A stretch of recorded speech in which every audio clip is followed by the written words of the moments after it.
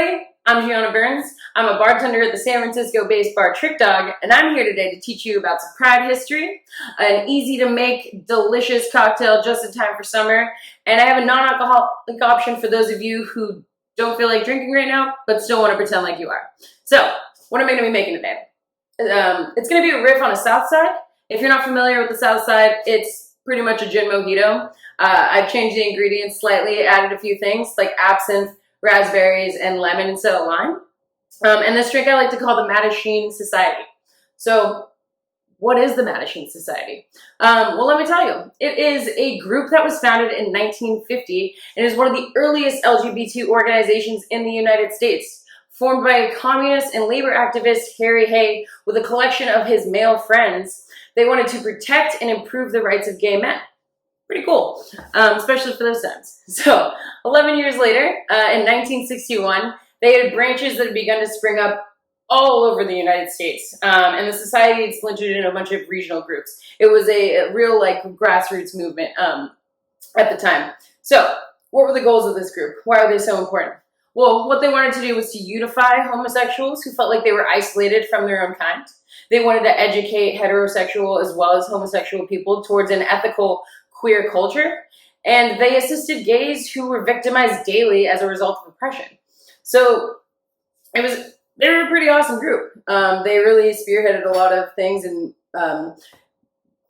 made paths for a lot of other people to get their movements going. So after the Stonewall riots in 1969, the group's popularity started to decline as they were seen as too traditional. See, they were a group of white men, and though they were pushing a gay agenda, they were leaving out key important people while pushing that agenda. They were not including their transgender brothers and sisters, their people of color, intersex people.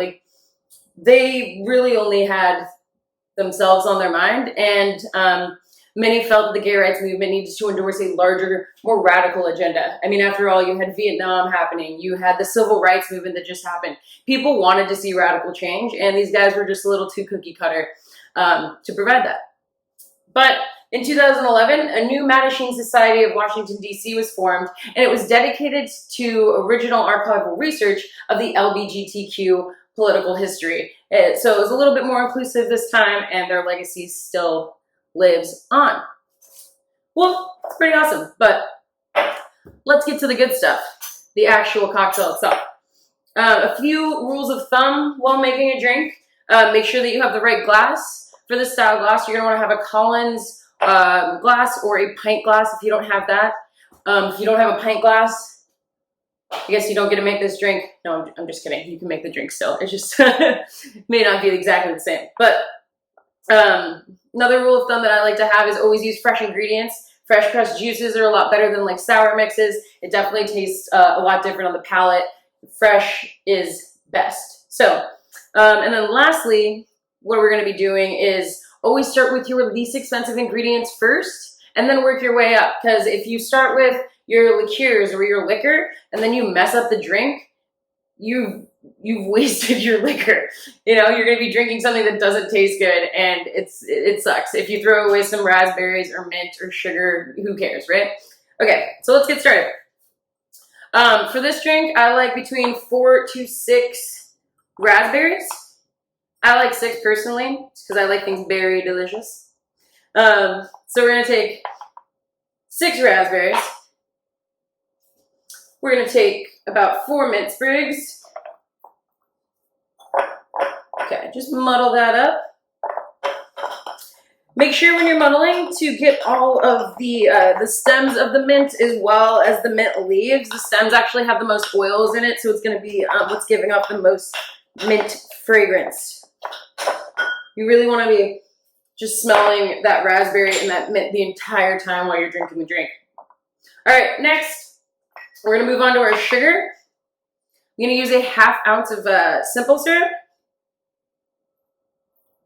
Just pour that right in. If you don't have a jigger, if you don't have things to measure out ounces with, a ½ ounce is about a tablespoon. After that, we're going to take a full ounce of fresh squeezed lemon juice. We're going to take an ounce of gin.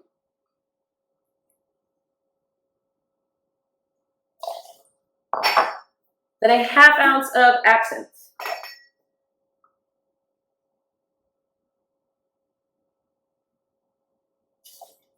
Alrighty, now that you have all of your ingredients combined together, take your fancy schmancy bar spoon. If you don't have a fancy schmancy bar spoon, because you're not a fancy bartender like myself, if you have a chopstick or a butter knife, that's perfect. Mix all your ingredients up with that. It'll work just the same. That's actually how I learned how to bartend at home before I got myself a fancy spoon. Okay, so now that all your ingredients are mixed, top it off with ice. And make sure to top it off with ice. I know a lot of people, especially when they go into bars, I notice that people always ask me for less ice. We give you the amount of ice that we do.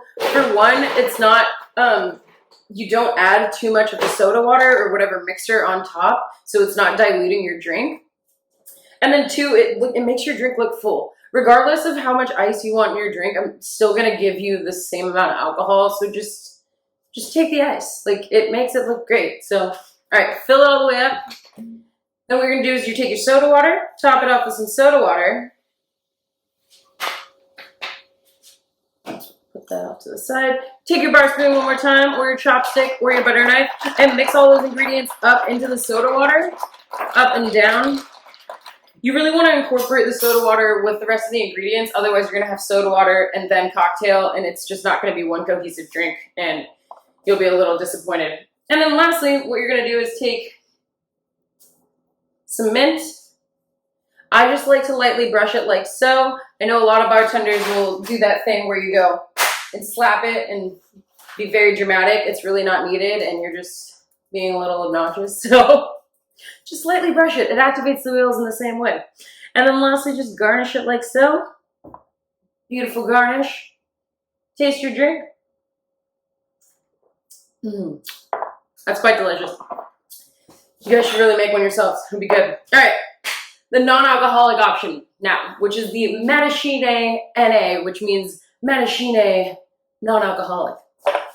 All right, this time I'm going to be using a little bit more of the same ingredients, but we're going to be using more raspberries, more mint, and lemon and sugar, just because you don't have the flavors coming from the absinthe nor the gin.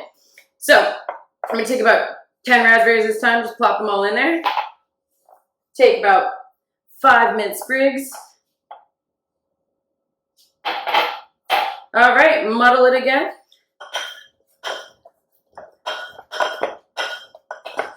Really get in there. Okay. All right, guys. This time we're going to be adding a full ounce or 2 tablespoons of the simple syrup. 1 1/4 ounces of your fresh squeezed lemon juice. Alrighty, stir those ingredients up again with your spoon. Really incorporate them all together before you put the ice in there. And then top it off with ice. Again, filled with ice.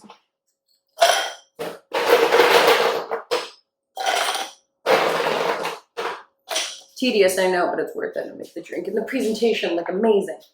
All right, and then top it off with your soda water.